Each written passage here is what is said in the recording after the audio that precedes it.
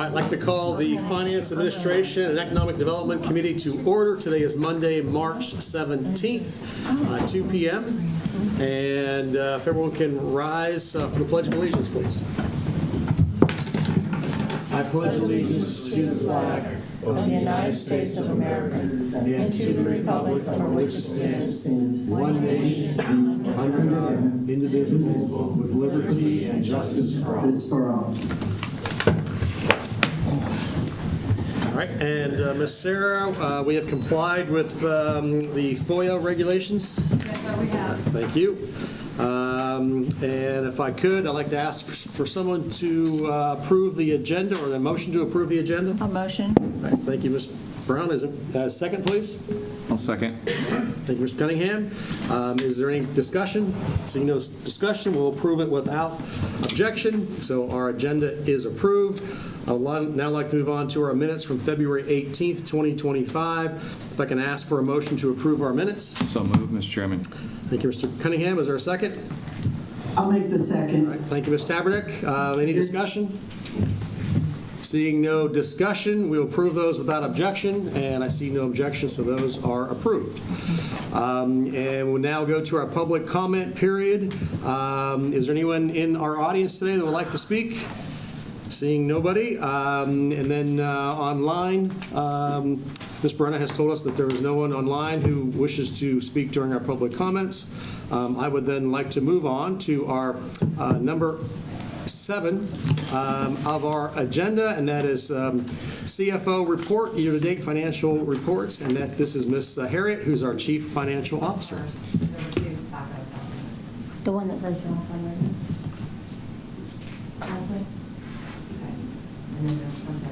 That's at the end, yeah. Thank you, Good Sarah. morning, Thank or you good for coming. afternoon, not morning. Yes. So we'll start off with our, and you said, sorry, our general fund. These are our revenues. As you can see, we are at 85%, so collections have been pretty strong. It leaves a little less than 15% for us to collect for the rest of the fiscal year. Here we are, expenditures by division. We have currently expended 63% of the overall general fund expenditures. Looks like we have about 3 more months left of payroll, so it'll slowly trend up and continue to increase. And I did a summary of your enterprise funds. Currently, solid waste is at 70% for revenues. Stormwater is at 67%.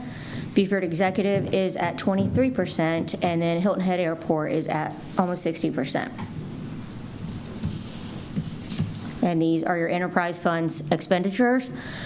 Again, solid waste, about 56%. Stormwater is at 39%. Beaufort Executive is about 26%. And then Hilton Head Airport is at 55%. So they're trending kind of good, but we got little issues with Beaufort Executive.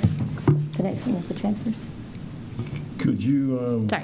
if you don't mind, Sure. could you just talk about the stormwater and the Beaufort Executive Airport? This is almost the end of the year, and it's 39 and 26 percentage. Is that I know Beaufort Executive is probably just capital investment? Correct. There was Okay. a ARPA transfer for about 1 point. I'm letting Jared talk a little bit because he was here during that budget Yeah. process. I assume that's what's happening Yeah. with Beaufort Executive, the capital project being budgeted for, but something like stormwater, the difference is capital as well?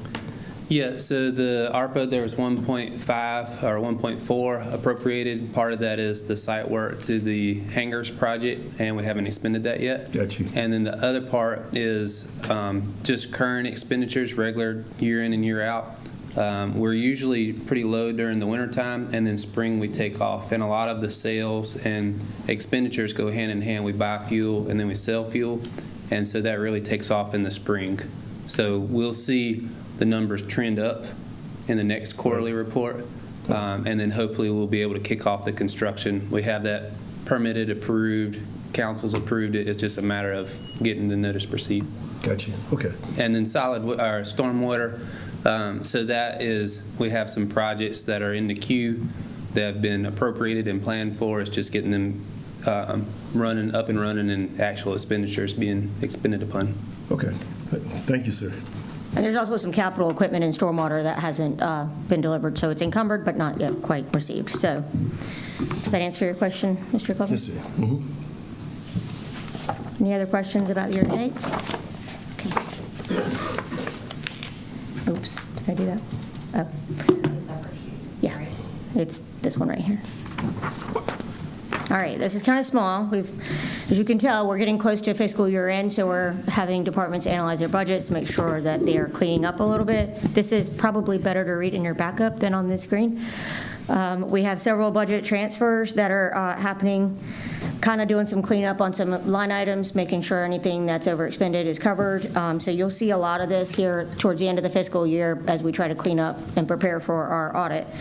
So we've got some for fleet where the justification column states exactly what the transfer was for.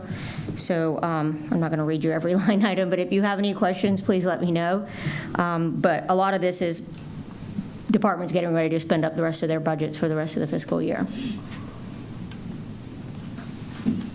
Any questions? Any questions? Any questions online? Speak up. We can't see in the screen. So if Ms. Tabernick or No, I'm good, thank you. okay, and Mr. Passman, just speak up if you have anything for us.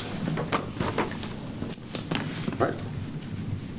All right. Well, that's the end of the CFO report, but All right. Well, I think you're I'm staying up here, so don't I'm up go anywhere. next. All right. So we'll go on to number 8 of our agenda, and this is fiscal year 2025 budget amendment for Fund 4000. It's Capital Improvements Fund, and this is the impact of the budget amendment will result in the budget for Fund 4000 Capital Improvements Fund to be reduced due to the amount of the 2025 bond issuance being lower than initially budgeted. So go ahead if you want to take over, Ms. Harriet. Sure. During your presentation last fiscal year, when First Tryon was here presenting your bond issuance that was going to occur in this fiscal year, at that time, the amount was at $90.3 million.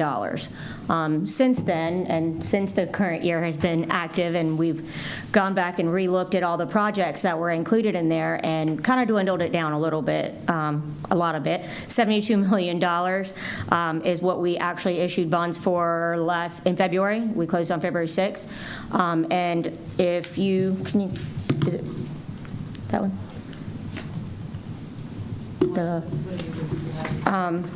The detailed list attached is exactly what was previously presented to council for the $90.3 million and what was going to be that issuance. But because administration kind of reeled in some of the projects, dwindled it down a little bit, we got it to $68.6 million for, and the reason the peach is at the bottom is because those are outside entities. BMH's affordable housing, the new hospital project, as well as TCL's, I believe it's its workforce development center. So as it states in the AIS, $58 million will be for county projects and an additional $16 million for the outside agency. So we are amending the Fund 4000 budget, which in the original budget ordinance had about roughly $100 million budgeted, but we're reducing it based on what we really issued in bonds. So that backup, as well as the projects, that the revised list of projects is the next document here, and exactly each amount allocated to each specific project.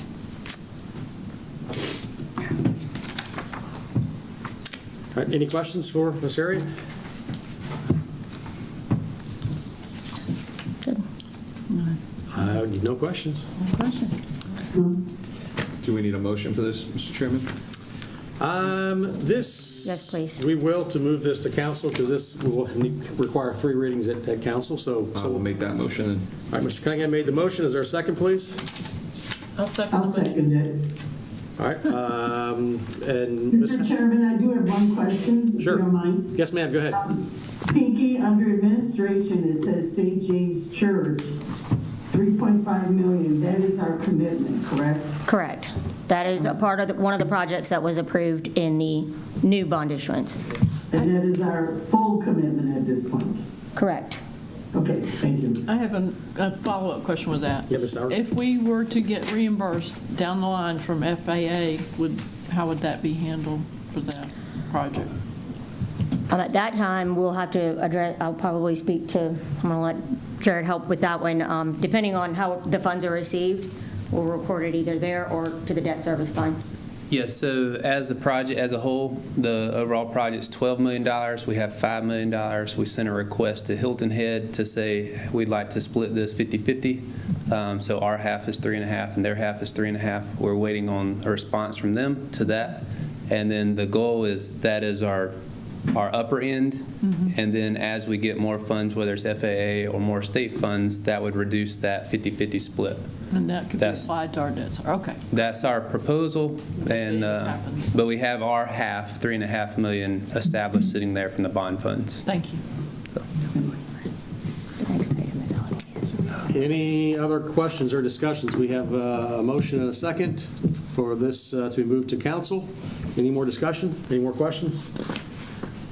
All right, we will approve this and send this to council. Is there any objections?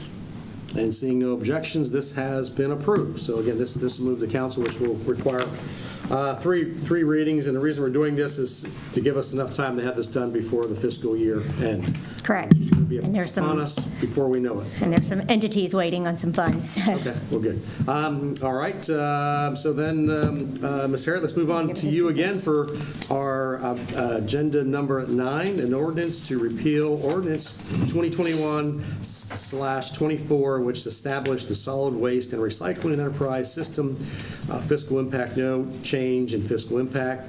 The millage of 3.2 mils associated with the stormwater enterprise fund will return to the county operations millage as was before. So again, if you want to give this a little more detail of that, of exactly what we're doing, because it seems Sure. kind of redundant, like a dog chasing our own tail here, so. So tell us. as presented at the council strategic planning session, and I'm going to let Jared give the history because Jared was here when the solid waste user fee was talked about. But we're going to take the solid waste department and put it back into the general fund. So this ordinance would have to be repealed in order for us to do that. But Jared, start off with the history. Yes, so this started a little bit before I got here in 2020, but the talk was we had done an assessment of solid waste overall, and there was a report and recommendations that came out of the report. One was the recommendation of bringing this into an enterprise fund as it has a business-like profit side of the recycling and revenue generation. So that was moved forward. Part of that, we had a user rate study similar to impact fees. We had a user fee associated with this, and that was presented. Tischler Bicey did that study. We came to council and said, okay, if we do this, this is what a user fee, kind of a pay-as-you-use, would be assessed across all the different users. And then at that time, we had a positive head nod from council to move forward with the enterprise fund, but there was discussion on that user fee or not. So in replace of the user fee, what council approved is to utilize millage. So we picked out the amount that we were going to fund the program with. And then from there, we, instead of using a user fee, did the millage equivalents of that. And then the intent was that we would come back with a user fee and really try to let that be the way we fund the enterprise fund, but we never really came back. Since then, we've had a changeover with a couple CFOs, probably more than a couple CFOs, and anyhow, what's been happening is it's been functioning much like a department rather than an enterprise fund. Part of the revenue generation is the MRF. We are doing MRF-like activities, although it's not a MRF itself. But the revenue production isn't really carrying the full weight without a user fee. So rather than continue this is something that was identified on the audit, having millage fund and enterprise fund. And so if it's not functioning as would be preferred with the user fee, then bring it back in-house. It doesn't affect the operation. It doesn't affect any the taxes. All the operation costs would be the same millage equivalent that there is today. It's basically putting it back in order so it doesn't present a finding on the audit, and we continue to work as we are in the field on solid waste. So if that wasn't confusing enough, I can answer any questions. So basically, it's good accounting practice for us to move this back over to the general fund, but it will stay as the millage. When people get their tax bills, it's still going to say? No, sir. No, it won't. So today it says on your tax bill, there's solid waste. It's broken Solid out, waste is yeah. broken out, just like operations is broken out, and it has a certain value of your mill that's associated with it. Now, and when you total the two, just say, and I don't know the numbers, but just say it's 3 mills and then 47 mills is the operating. So in total, Beaufort County has 50 mills for those two components. So now this will go back under Beaufort County General Fund, and you only see one line item that says Beaufort County operating for a total of 50 mills. So they'll just combine the line items and the millage, but it will be Okay. millage. But, and I actually like the fact that you see the mills, because then people knew how much it cost us, which is Oh, that yeah. 10, 11, $12 million a year just for solid waste. I mean, that's a huge part of our 8-9% of our budget is just based upon that, our operating budget. So it's going to go back just in our operating fund, be paid from general fund, and not be set aside in any way anymore. So just be under our. That's correct. Correct. And it used to previously reside in the general fund because it was a general government service that we provided. And you're right, per GASB standards, ad valorem taxes should not be funding an enterprise fund. Had we gone forward with the user fee, it'd have been generating its own revenue, kind of like stormwater does now. And also, to be honest, since it's moved to the enterprise fund, it has ended its fiscal year in the red pretty much every year. So you don't want to continue to do that because at some point that will not set it up for success. Does that help? Yes. Any other questions? Yep. Mr. Buffett. Sure, yeah. You make us feel like we're going back and forth. And I was here when we actually went to the enterprise. I thought mostly that the enterprise was a good concept, generating income, et cetera. But if the income is not coming in, if we are not doing with the MRF and everything else, then it makes it very hard to validate us to stay with the enterprise. However, I think at the same time, one of the issues with council was the increase of solid waste. And so in that meantime, we actually went after the decal. I need a pass to get into The decal solid system. waste. Yeah. And that has helped to lower the amount of solid waste that's coming in, particularly with the commercial aspect and other non-resident.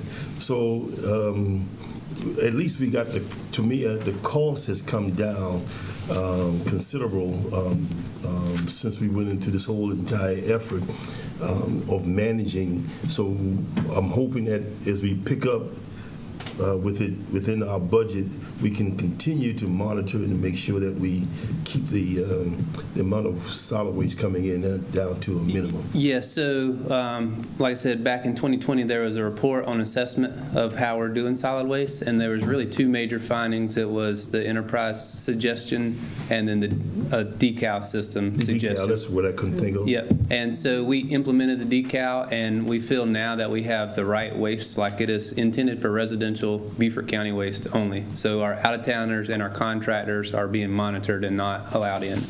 Now, we will continue to see growth in the cost of doing business, but that growth is associated with population growth and user trash. So, and as long as we have population growth and the cost of disposal cost increases, those will continue to grow just as the economy requires. But we have the right users using it now based off that. Thank you. If I might.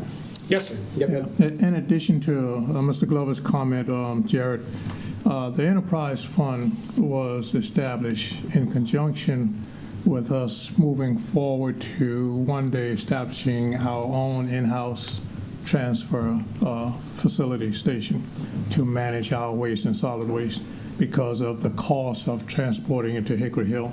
In addition to transporting Hickory Hill, the life expectancy of Hickory Hill was going to close down, and I forgot, sometime soon. So we were trying to position ourselves and prepare ourselves so that we would have in-house facility to actually take in, process, and then ship out our own solid waste and recycling products. So being that we're repealing this now, where does that leave us with that scenario? Yeah, so that scenario, in the name of the game is solid waste. Whoever controls the final landing spot controls the cost, and i.e. a landfill. We don't have a landfill. Our substitute for the landfill was transfer station, as pointed out. And since then, some of those discussions is, at the time, Waste Management's landfill, Hickory Hill, had an expiring permit, and I believe it was around 2025 or 2027. Somewhere around. Since then, they've increased the capacity and expanded that, so they don't have any expectations that they're not going to be able to receive and accept waste for a long measure of time. They also, I believe, have an expansion that they're looking to try to figure out with DES. So we feel like that, even though that was something we evaluated, we feel like that has kind of pushed far into the future where we don't have to have that concern at the moment. Thank you, and I'm glad you remember that, Mr. Dorsey, because it was actually 2025, which is here today and Right, stuff. that's right. Yeah. Yep. At the same time, one of my concern I actually had was the cost. How are we managing with Hickory Hill, the costs? Well, I mean, we get a letter. We have a contract with them, and we get an updated letter annually if there's any expected costs. We actually just renewed it, came back to County Council maybe 2 months ago for a new 5-year contract with them, and they're taking the contract that they had, the value, that was the basis of our contract with some, I think we had 5% of growth based off population and disposal costs. But the cost that they provided last year is the same cost we used as the base of this negotiated 5-year contract that we just entered into. So we're managing it in connection with our partner with Waste Management. Okay. Follow up, if I may. And that being said, we know that the growth is not going to stop. We know that it's coming. So now we put the transfer facility on the back burner. At what point do we as council and staff initiate the process of still moving forward with us, the county council, Beaufort County, developing our own transfer facility? Yeah, I think we haven't lost sight of that as staff and evaluating, and part of that is the transfer station is for household waste. So we have a pilot compost program that we're trying to kick off, and that has a large weight versus volume ratio. So if we're able and successful to grow that, that's anything that we can do to move the waste to a different arena is the less that we're going to have to haul off in the future. We're going to still take a look at evaluating the transfer station to see if that is appropriate. In the meantime, Waste Management's looking for additional permits, like I mentioned earlier. So any combination of those, if they're hit and they have another permit that's 25 years, then we don't necessarily have to have a transfer station if they have that availability. So it's a confluence of different things that we're going to continue to monitor. Okay. I just like for staff and council to keep that concept before us, because I thought it was the way we should be going. Yeah, absolutely. Understand. Yep. So question is, so obviously, where we are right now, we keep spending more and more every year for our solid waste. We put the decal system in place, hoping that was going to at least make it flat, neutral, or not cost us any more. And currently, the solid waste, again, I said 8-9%, it's probably less than that. What do you think our operating budget, how much of that is going to be for solid waste? Right now, their fiscal year '25 budget was about 12.2. And million, correct? So, yeah, so we're at that, still at 7, 8, 9% of our operating budget is just for solid waste. That's a huge amount of what we spend is just for solid waste. All right, any other questions or comments? All right, so we would then need to move this on to council for 3 readings. And can I have someone, actually, we've already made the motion, so. We didn't make a motion? All right, we should have made the motion first before we started the presentation. I'm learning it, Brian. Give me a chance. So can I have a motion then to approve this ordinance? So moved, Mr. Chairman. Is there a second? I'll second that. All right, thank you. Any more discussion than what we've had already? Seeing no discussion, we will approve this without objection to move to council for 3 readings. All right, I see no objection, so this has been approved to move forward. All right, and so Ms. Harriet, thank you. You're finally done, so appreciate you being up here. Number 10 of our agenda, a resolution recognizing April 2025 as Fair Housing Month. And Audra, who is our Assistant County Administrator, Community Services. Thank you for coming. Good afternoon, Chairman and committee members. This is our annual resolution recognizing April as Fair Housing Month for 2025. Are there any questions? Do I have a motion? I will make that motion. All right, thank you. Second. Any other questions that we have? Any other comments? No, so then we will move this to County Council as Yes, a sir. resolution. Yes. So without objection, we will move this forward. I see no objection, so this will move to County Council. Great, All right, thank you. Thank you very much. All right, let's move on to number 11. This also is a resolution approving Beaufort County Economic Development Corporation's request to purchase 14.77 acres for economic development at 134 Parker Drive, Beaufort. The fiscal impact on this is $460,000 from account 10-10-10-000-5524. And the current balance is $3.3 million almost. And Mr. O'Toole, who is our Executive Director for Beaufort County Economic Development Corporation, thank you for being here. Oh, I see Hank up here as well. Hank's I'm going to preface this. introduce my friend John. All right, But good. just a little history. Last year, John made a presentation on. Do need a you want to motion? put this on a motion? Yes, good job. Oh, that's right. I forget. I always want to jump right in. All Also move, Mr. Chairman. right, so we have a motion. Is there a second? I'll second. I'll motion that. All right, good. So, so open for discussion. So go ahead, Mr. All right, just a little bit of history. Last year, John made a comprehensive presentation on product development and that we need more sites for economic development. And then subsequently, you guys approved a resolution allocating $1 million of funding annually to help support those efforts. In that resolution, it stated that the Economic Development Corporation would come back for approval for purchases.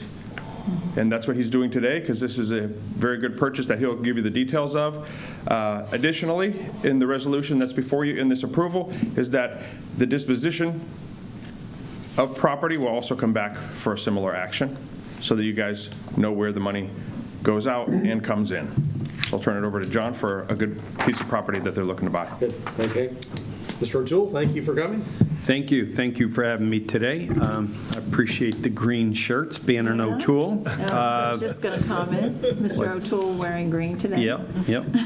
I thought about it last minute, but it's great to be with you. And then to Hank's last point, on the disposition of property, the proceeds had come back to this county fund, okay? So, and you probably need, this purchase is pretty straightforward. It's 14, what we need is product. And when it was mentioned earlier that growth is going to continue to occur, we need to kind of preserve opportunities for future generations to make a living. We need to create the diverse tax base which we were charged to do. So this is a great piece of property. We've done due diligence on it and would like to move forward. And as Hank said, when you allocated the 1.3 mils to this fund, we said when we bought property or wanted to buy property that we would come back to you and let you know what it looked like. We did the due diligence on this, and what's great is all of it is upland acres, so it's a pretty good buy. We know right behind here in the Beaufort Commerce Park, we're selling land at $40,000 an acre, so that we know we're getting this, and we've had appraisals on it. So it's a good purchase. What I think you need to know, though, also is in the context of other land purchases that we have discussed. So we had been before this committee to talk about the Chilton purchase, right? Some 500 acres up in Yamasee.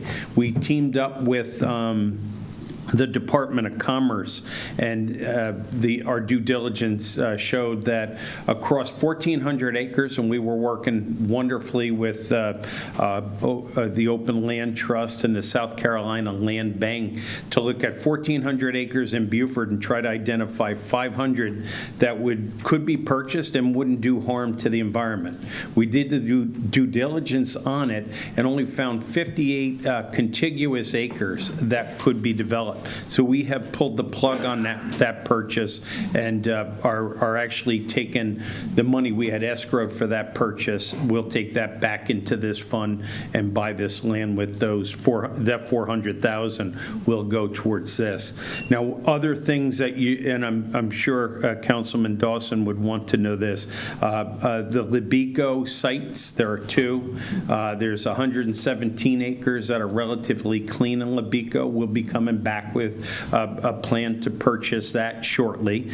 We are working with Hank and the administrator to, on the chemical side, work with DHEC and EPA to put pressure on the owners of that property to clean it up or to sell it, whatever they choose. And then just this morning, my senior project manager, Kelly Brunson, and I had a meeting with a developer on the Whale Branch, some 372 acres south of the Whale Branch, and we'll start to do some due diligence on that. So what we are looking for, the county, and you've heard me say it, and it's not my line, but to those who much is given, much is expected. On the Chilton, we were really eager to have 500 acres. You have given us the resources to buy it, but it's just not a good purchase, so we've decided to pull the plug on that.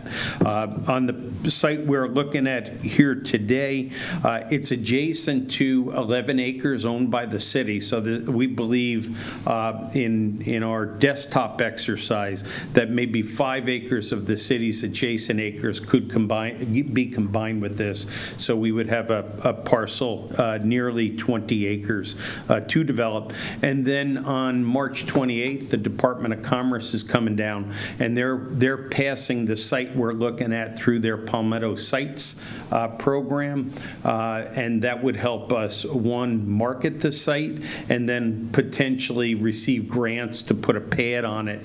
And in our preliminary look at this site, we, just one conceptual plan would show nearly, exactly. My father's a math teacher, so I don't want to get this wrong. 87,000 square feet on that site we could project to build on the site we're asking for your approval on and recommendation to council on today. So that's kind of where we're at with site development, and I'd be happy to take any questions or do as directed. I have a couple of questions. Yes, go ahead. You said you did an appraisal. Do you know what the appraisal off the top of your head? The appraisal came in at 35. 35, and Yeah. we're buying it for what? 31. Oh, good. What project was this? Was this laundry or German? This has no project Oh, name. this is This no is, project? we would call this Geismar. We're buying it from Geismar, which is, okay. they're going to stay in their building right in front of this property. Oh, okay. Geismar is what? Is that what is It's it? a French rail company. Their North American headquarters are there in Beaufort. If you'd like to take a tour of the facility. That's okay. No, it's very cool. They make heavy equipment for rail service and construction. So they make large trucks that can drive on the road and then put down rails and then drive on the rail and using arms, pull out railroad ties, throw them in the back and slide a new one It's a in. French company, huh? So big equipment is made here. So we're buying this building?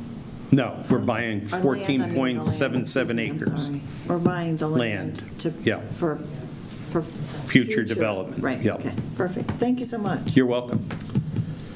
I saw on, good, but I saw on the survey that it looks like it has the coastline rail spur behind, so is this something they'll have access or be able to use rail to? Seaboard Coastline Railway? Seaboard? No, So that is not- no, there's no rail there. Okay, all right. Like I said, I was. Spanish Moss Trail. Oh, That's, all really? right, well, good. My It question- it would have been short rail, like a little spur off the main rail.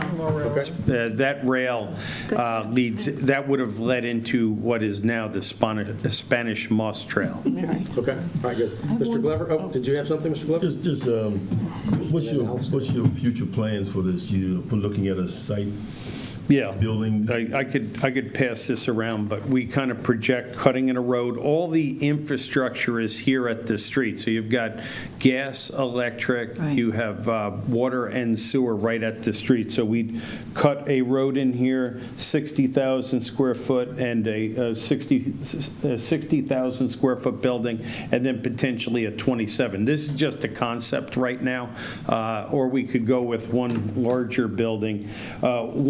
One kind of plan I would hope to pitch maybe this company, Geismar, which is strapped for space today, to maybe build their building and then market the one they're in. So help them expand potentially. Right now, purchasing this helps the company, which could use the cash flow, to be very, very honest with you. So, Mr. Toole, what is shown is actually not what we're purchasing, that's the building in front. That's the Geismar. Yeah, that's the existing building. So Yeah, we're buying the property behind that. Track 2 is what we're Track two, purchasing. yes. To the left and behind, yeah, the way that's framed, it's, we sent you the whole thing. Maybe you can zoom in, We'll zoom out. zoom, yeah. Yeah, Yeah, there it we're is. buying track 2. So if you look on the Yeah. right side, track 1 is 12.97 acres, track 2 is 14.77, so Yes. 14.77, track 2 behind. Yes. All right, good, so we clarified that. Any other, I had one. I'm sorry, Alice, go ahead. Oh, that's okay. Going back to the 500 acres, that was the previous one that you thought was going to work. Was that property just too wet? Too wet, yes, yeah. All right. Well, I'll make a point of sending you a copy of it, because we've provided that back to the owner of the property. Thank you. Yeah. Yeah, John, if I may, I want to thank you and your staff for your due diligence, particularly in the 500 acre at the Chilton that you just recommended that we pull a plug on, and I think, yeah, that was good work. It would have been a great piece of property had we been able to utilize it for additional economic development, but through your hard work, we realized that it's more wetland than anything else, so we thank you. But this project, I would, if there are no more comments, Mr. Chairman, I would move that, the motion's already been made, right? Okay, so I just ask you to call the question. All right, any other comments or questions? If I Yes, could, sir. I apologize. Councilman Dawson's comments remind me, when the 500 acres fell through, I was crestfallen. I was disappointed. But I think it's kind of fate telling us probably the best projects are the ones that tuck in and don't disturb what people love about the community. That project in Yamasee was looked at and actually, I think it was progressing towards a $27 million purchase and project. And so at least by working with the state of South Carolina's Department of Commerce, which they paid for half of the due diligence, we don't have to go back to that again. We've got data that shows it's not a developable site. All right, very good. Any other comments or questions? If not, we will call this to vote. We'll pass this without objection. Is there any objection? Seeing no objection, this will then move to County Council as a resolution. Thank you, Mr. O'Toole. And let's move on then to our number 12, and this is ratification and approval of a change order of $135,649.66. And it is Buckwell Recreation Athletic Complex expansion, and fiscal impact is, as I mentioned, $135,000. And this is more of a housekeeping, again, being transparent and going back and dotting all our I's and crossing our T's. So Mr. Dave Thomas, who's our Procurement Services Director, thank you for coming. We appreciate you being here. Thank you, sir. I appreciate that. And just to give you a little bit of, to set the stage, a little bit of history, we started this project back with an RFQ back in 2020. And since then, we had a couple changes in staff. We've gone through like 3 or 4 purchase orders each year to keep up with the project. In this case, we did in 2023 approve a change order when we really shouldn't have. It was over 10% of the actual contract amount. Should have been brought forward to committee and council. So that's why I'm here today. The actual change order is $135,649.66. We do have it in our budget to cover that. With your committee and the council's approval, if you approve this, we can move it forward. But the current balance is $9,770,128, which is available, so there's plenty of funds in there to move forward. The current PO, which we have sitting in Munis, which is our electronic purchase order processing, is the current balance for the vendor is $205,061.92. That's what we owe the design contractor, Woods and Partners. They've done their work. The design is just about finished. The design is finished. What we're waiting on is the permitting. And I think on the committee and the PFC committee will get a further report on that as we move forward. But we're still waiting on some issues with before we move into the construction phase. So where we're at now, we just got to pay the designer their fees that they're owed. It is legitimate. So where I'm asking you to approve the ratification and the approval of the $135,000 and some change. And Brian, I did it again. I forgot to do the, can I have a motion? All right, thank you. Is there a second? I'll second that. All right, thank you. All right, so we're in the discussion portion of this. Is there any questions right now that we have from anyone online or here? Questions, comments? And Chuck, if you want to jump in and I do. So there are a couple of moving parts to finalizing and getting the permits for this project. It's a very big project, been a lot of moving parts for a number of years. So we had the original contract, we have the contract as amended by this change. As a result of the work that took place under that design contract, we have identified wetlands and some habitat for what is known as an endangered species called a hognose snake. That came through all of that. So there's additional design work. There's going to be another change order that's going to come forward in April to adjust and finish up the site design for the wetlands and for the hognose habitat mitigation. So it's somewhere in the neighborhood of, I want to say, $80,000, something like that. We're working on that change order. But when you look at it, this is an $11 million project. It's a very long-term project, very impactful. So we want to make sure that we get that right. And in order to get the permits through the state and everything, we need to put it out to bid. You will see another change order coming forward in April, and I just wanted to let you know that as part of this conversation. So thank you. All right, any other questions or comments or discussion?